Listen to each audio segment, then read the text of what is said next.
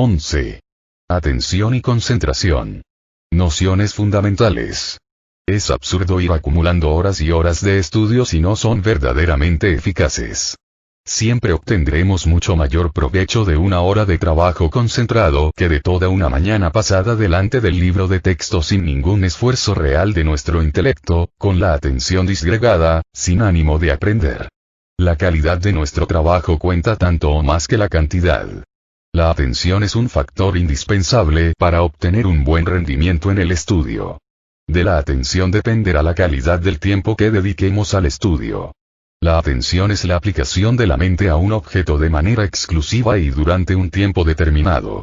Su objetivo es entender, conocer a fondo y grabar en la memoria los conocimientos adquiridos. Es preciso que el yo esté plenamente presente en la percepción de lo que debe asimilarse, para que pueda responder de un modo personal, original, creador, en el momento de expresarse. Antonio Tort. Como todo trabajo mental, el estudio implica atención, exige una adecuada concentración de todas nuestras facultades mentales y jamás podremos prescindir de estos importantes factores, so pena de realizar un puro acto de autómata que nos imposibilitará el verdadero enriquecimiento personal que el estudio eficaz supone, trascendiendo la simple memorización. Un estudio verdaderamente activo, de plena participación de nuestras facultades mentales, alejado de la pasividad, será aquel realizado con atención, nuestra atención centrada y dirigida plenamente hacia la captación de los contenidos expresados en el texto.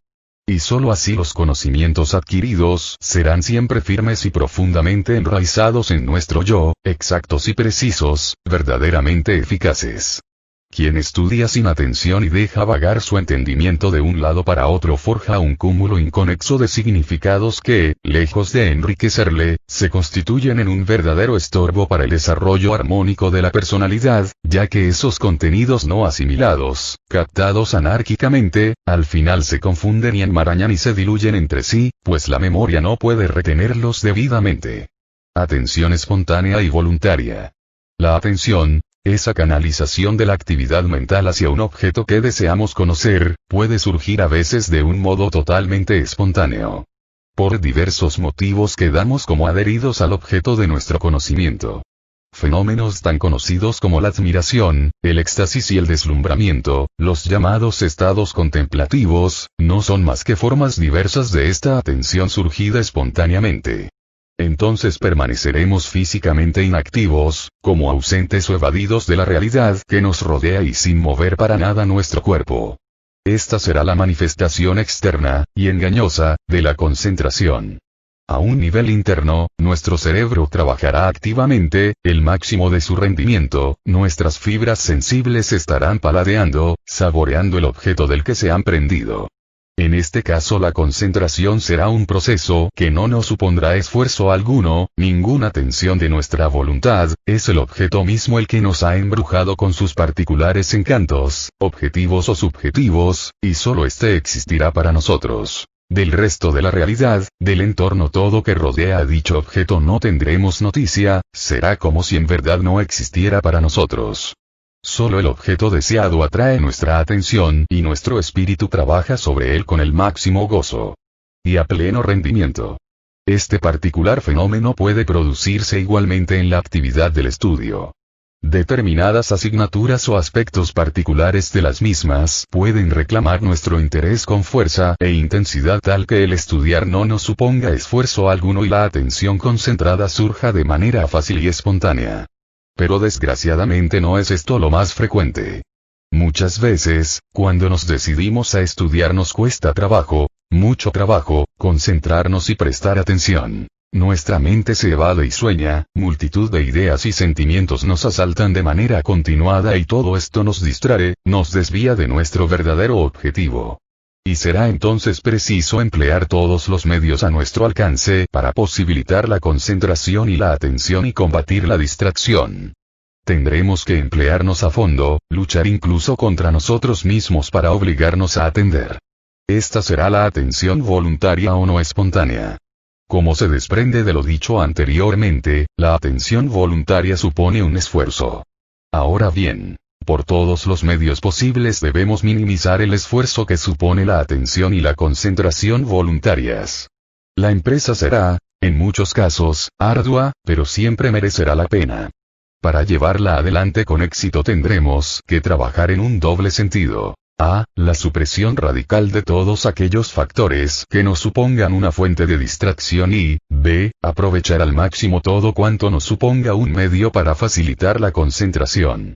Como se ve, para evitar esa lamentable dispersión de energías que supone la imposibilidad, o la poca facilidad, de concentración, el camino a recorrer será dual. De ambos aspectos nos ocuparemos a lo largo de este capítulo. La distracción y sus causas. La atención voluntaria requiere una elección y como toda elección un esfuerzo para salvar el conflicto de atracción que ejercen otros estímulos en diverso sentido. Pilar y López. Muchas veces queda roto el hilo hipnótico, que nos une íntima y estrechamente, de manera dirigida y concentrada al objeto de estudio, por producirse una interferencia de elementos innecesarios u opuestos a nuestro objetivo, la asimilación y la comprensión. Por causa de esa interrupción o distracción la eficiencia decrece y nos vemos obligados a intentar volver a concentrarnos. Para ello indiscutiblemente necesitaremos de un esfuerzo de nuestra voluntad. Pero cuidado. Podemos creer que la concentración y la atención son factores que dependen entera y exclusivamente de la voluntad del individuo, que quien posea una férrea fuerza de voluntad y jamás será desviado de sus objetivos por una serie de causas, bien externas, bien internas. Todo dependerá de la perseverancia y de la tenacidad, podrían pensar algunos, de tener la debida disposición para el estudio. La concentración y la atención surgirán por sí solas, con solo obligarse un poco y ser capaz de rechazar a su debido tiempo toda tendencia a la dispersión y al ensueño. Pero nada más falso que este pensamiento, ciertamente. La obstinación, la perseverancia, etc., no nos resolverán jamás por sí solas el problema de la dificultad de concentración. El procedimiento a seguir deberá ser algo más sutil y refinado. Tendremos que actuar con tacto e inteligencia, intentando comprender a fondo cuáles son las causas principales de nuestra distracción, qué elementos nos impiden concentrarnos debidamente en el estudio. Debemos reflexionar detenidamente sobre estas cuestiones. Como nos dice Tort, resulta mucho más eficaz el tacto y la inteligencia en el control de la atención, que una tensión enervante de la voluntad, que termina produciendo efectos negativos.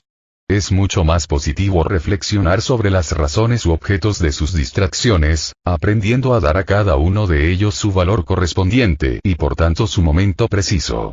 Esta es para nosotros, sin lugar a dudas, la actitud más consecuente y correcta.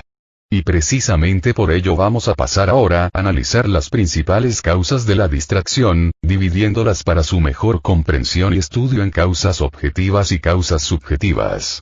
El conocimiento de las mismas y la adecuada reflexión sobre cada uno de estos aspectos deberá ser el primer paso serio para la consecución de nuestros objetivos, la erradicación del mal de la distracción y la educación conveniente de nuestra capacidad de atención y concentración. Causas objetivas de la distracción. La no determinación de fines y objetivos. Como ya hemos visto repetidas veces a lo largo de este libro, es fundamental determinar con precisión nuestros fines y objetivos, y el mejor medio de realizarlos, a la hora de emprender cualquier tipo de actividad intelectual. Esto nos hace avanzar de manera más firme y segura y nos impide la desorientación, la dispersión y la duda. Sabremos a dónde vamos, qué buscamos y cómo conseguirlo. Por tanto, nuestro trabajo será más atento y concentrado. Inadecuación del nivel a nuestra preparación. Si no estamos preparados para emprender el estudio de una asignatura determinada, y ésta sobrepasa nuestro nivel intelectual, difícilmente nos sentiremos motivados. Será un estudio estéril, en el que jamás podremos concentrarnos debidamente. Esto supondrá una gran frustración para nosotros. De igual manera, cuando el nivel sea inferior a nuestra preparación real, no encontraremos aliciente alguno en el estudio y una gran sensación de estar perdiendo el tiempo nos embargará irremisiblemente. Actividad poco variada. Cuando nos enfrentamos durante mucho tiempo al estudio de una misma asignatura, suelen aparecer con harta frecuencia el aburrimiento y el hastío, con lo cual se dispersará nuestra atención. La monotonía es un mortal enemigo de la atención. De ahí que, en páginas anteriores recomendáramos, en la planificación del estudio, abordar siempre el estudio de varias asignaturas, alternándolas con inteligencia. A su vez, esto supone un descanso para la mente. Falta de distracción y descanso. Como todo, la atención y la concentración tienen su límite. Tras alcanzar su nivel máximo y sostenerlo durante un tiempo más o menos prolongado, aproximadamente de 1 a 2 horas, se hace preciso dejar descansar la mente e incluso distraerse un poco aunque solo sea dando un pequeño paseo. Hay que evitar el agotamiento excesivo y las tensiones psíquicas. Inadecuada distribución del horario. Las horas de estudio no deben elegirse al azar y de forma irreflexiva. Ya lo decíamos con anterioridad. Aquellas asignaturas que requieran una mayor concentración deberán estudiarse en las primeras horas de la mañana o a media tarde, cuando el cerebro está más descansado y en mejor disposición para el esfuerzo. Las asignaturas que requieren menos esfuerzo pueden estudiarse durante la noche, antes de ir a la cama. Pero nunca es conveniente estudiar después de la comida, cuando la sangre se agolpa en el estómago para intervenir activamente en el proceso de la digestión, factor que dificulta extraordinariamente la concentración. Inadecuación del medio para el estudio. El lugar elegido para estudiar así como su mobiliario, su iluminación y ventilación, etc., juegan un importante papel en el proceso de la atención concentrada. Para llevar a cabo cualquier actividad intelectual con un máximo de aprovechamiento debemos estar cómodos. La incomodidad es altamente perturbadora, tiene un negativo influjo sobre la concentración y la capacidad de abstracción del individuo. Asimismo debemos procurar alejar de nuestra mesa de trabajo todos aquellos elementos que puedan reclamar con harta frecuencia y gran intensidad nuestra atención, como son fotografías o dibujos sugerentes, etc. Atracción del medio ambiente y actividades. El cine, la televisión, las excursiones, los deportes, las reuniones con amigos y amigas, nos pueden apartar de nuestro objetivo fundamental que es el estudio. Debemos ser fuertes y responsables y no dejarnos arrastrar por el ambiente. Ahora bien, la mejor solución es estudiar de forma metódica y según un plan racional de trabajo. Así siempre nos sobrará tiempo para dedicarlo a los amigos y a todas aquellas actividades que reclaman nuestra atención. Causas subjetivas de la distracción. El conocimiento de nuevos hechos y nuevas realidades suele reclamar con gran intensidad nuestra atención. El preadolescente y el adolescente serán los más requeridos por este tipo de estímulos. Están empeñados en el descubrimiento del mundo que les rodea y de su propio yo, y continuamente se ven asaltados por sentimientos nuevos y contradictorios. Todo esto les resultará más real y fascinante que el mundo del estudio y, en consecuencia, les resultará difícil concentrarse en el estudio. Problemas familiares, sociales, interpersonales, etc., producen una gran sensación de malestar y frustración y resulta en extremo difícil evadirse de ellos, afectando negativamente nuestra capacidad de atención y concentración. Deficiencias alimenticias, carencia de vitamina B, etc., producen debilidad física y un debilitamiento de las facultades mentales. Falta de voluntad, inconstancia, desánimo, falta de fortaleza y abatimiento ante los obstáculos y dificultades, etc. Falta de práctica en el estudio, lo cual motiva una dificultad para la planificación, la síntesis y el análisis y para la captación de las ideas fundamentales. Surmenaje intelectual, producido por una intensa jornada de estudio sin descanso suficiente o por una serie de problemas que tengamos. ¿Cómo potenciar la atención? La concentración y la capacidad de atención, igual que las demás aptitudes humanas, pueden mejorarse. En definitiva, la atención no es más que el hábito de la contemplación, de tal forma que educando el espíritu de observación siempre tendremos una mayor facilidad para la concentración, para la atención voluntaria. Así, para educar la atención lo que tenemos que hacer es ejercitarnos en la observación detallada y minuciosa, en profundidad, de todo cuanto nos rodea, de lo grande y de lo pequeño. Debemos fijarnos en los objetos de la vida cotidiana y nunca de una manera superficial, sino penetrando en su interior, observando sus propiedades y sus relaciones con los demás, sus igualdades y diferencias. Como nos dice Pilar y López, los progresos que realiza la atención lo advierten las demás facultades, por lo que todo lo que suponga una mejora para los sentidos, las facultades intelectuales, la observación, contribuye a la perfección de la atención. Importancia de la motivación y del interés.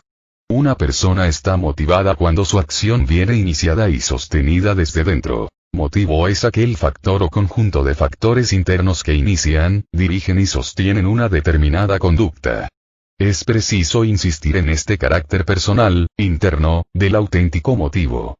Así nos define autor la naturaleza de la motivación, y más adelante añade que toda ayuda que pueda venirnos del exterior no será más que un incentivo, un estímulo momentáneo que no llegará a convertirse en motivo hasta que no esté interiorizado, convertido en propia sustancia personal.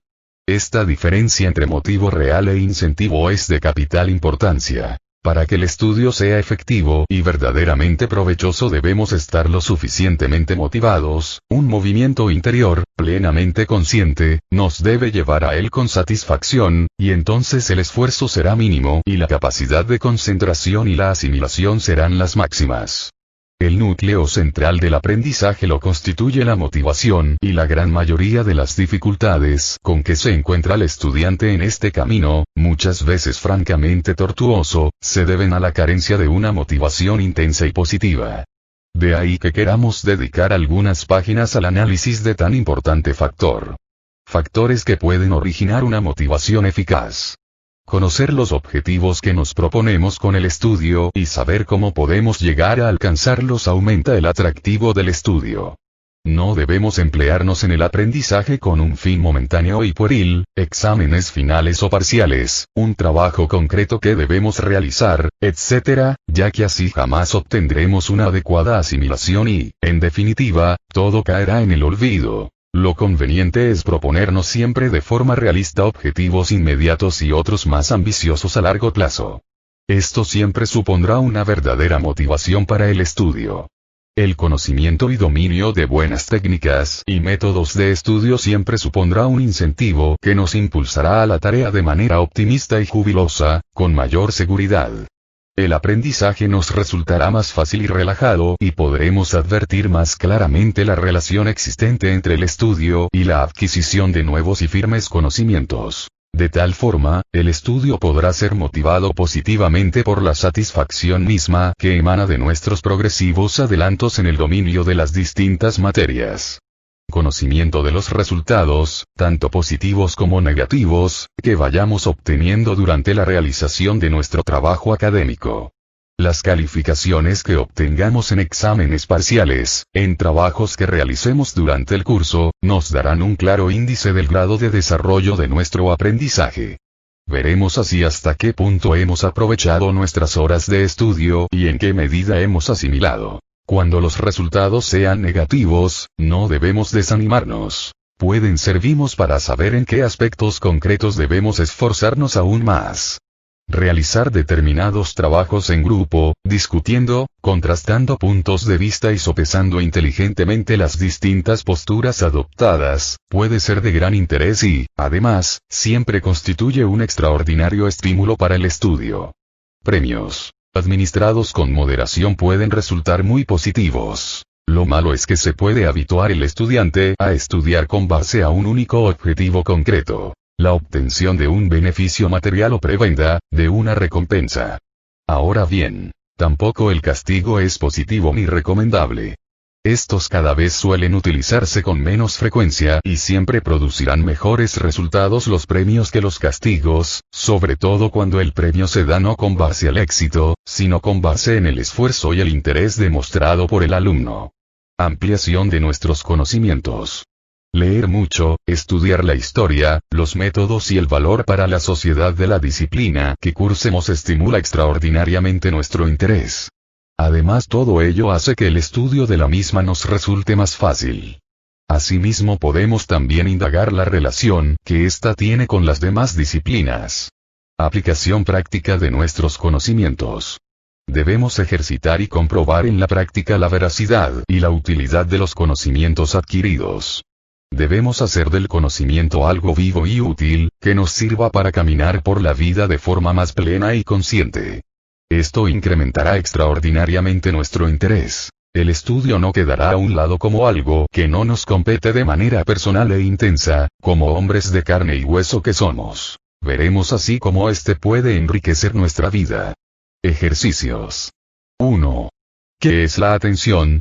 Razone la importancia de la misma en la calidad del estudio. 2. ¿Cómo podemos minimizar el esfuerzo que supone la atención voluntaria? 3. Enumere las causas objetivas de la distracción. 4. ¿Cuál es la importancia de la motivación y del interés en el estudio? Enumere los factores que originan una motivación eficaz. 5. Con el objeto de potenciar su capacidad de atención y concentración, también de memorización, lea el siguiente texto lo más rápidamente posible, y determine las veces que en el mismo aparece la palabra importante. Una sola lectura debe bastarle para ello. La señora de Hermosilla del Fresno es viuda y muy importante. No hay, en esta gran ciudad poblada de viudas importantes, ninguna tan importante como la señora de Hermosilla del Fresno. En consecuencia, vive en una enorme casa, llena de criados y muebles importantes, y preside importantes obras de caridad que dan pretexto a importantes fiestas. Por una broma del destino, lo único que carece de importancia, dentro del cuadro espléndido, es su familia. Procede la señora de un origen dudoso del cual nadie duda, y menos las señoras importantes. Manuel Mújica Lainez, El Brazalete y otros cuentos. 6. ¿Cuál es el objetivo de la atención?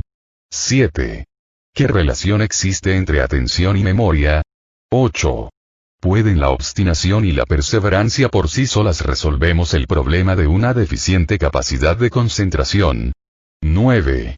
La concentración y la capacidad de atención, al igual que las demás aptitudes humanas, pueden mejorarse. ¿Cómo puede esto llevarse a cabo? 10. ¿Qué entendemos por motivo o motivación, y cuándo podemos decir de una persona que está motivada? Respuestas. Ejercicio 1. La atención es la aplicación de la mente a un objeto de manera exclusiva y durante un tiempo determinado con el objeto de entenderlo, conocerlo y grabar en la memoria los datos obtenidos. Sin la atención no es posible un adecuado rendimiento en el estudio. Solo ella puede garantizar la comprensión, la asimilación y posterior memorización de lo aprendido. Ejercicio 2. A. Suprimiendo radicalmente todos aquellos factores o elementos que nos supongan una fuente de distracción, y B. Aprovechando al máximo todo cuanto nos suponga un medio para facilitar la concentración. Ejercicio 3. 1. No determinación de fines y objetivos. 2. Inadecuación del nivel a nuestra preparación. 3. Actividad poco variada. 4. Falta de distracción y descanso. 5. Inadecuada distribución del horario de estudio. 6. Inadecuación del medio para el estudio. 7. Atracción del medio ambiente y actividades. Ejercicio 4. A ella se debe en buena medida el buen rendimiento en todo trabajo. Una motivación intensa y positiva estimula nuestro interés. Se potencia así la concentración y la atención y se minimiza el esfuerzo que supone el estudio. Los factores que originan una motivación eficaz son: A. Conocer los objetivos y saber cómo alcanzarlos. B. El conocimiento de buenas técnicas y métodos de estudio y su perfecto dominio. C. Conocer los resultados de nuestro trabajo. D. Realizar trabajos en grupo. E. Los premios y otros incentivos. F. Ampliación de nuestros conocimientos y su adecuada aplicación práctica. Ejercicio 5. La palabra importante aparece 8 veces. Ejercicio 6. Entender, conocer a fondo y grabar en la memoria los conocimientos adquiridos. Ejercicio 7. Un alto grado de atención en el estudio garantiza una mejor y más perfecta fijación de los contenidos. Podemos decir, pues, que la atención condiciona o determina la memoria. Ejercicio 8. No. Ejercicio 9. Fundamentalmente educando el espíritu de observación. Ejercicio 10. Motivo es aquel factor, o conjunto de factores que inician, dirigen y sostienen una determinada conducta. No debe confundirse con incentivo. Una persona está motivada cuando su acción viene iniciada y sostenida desde dentro.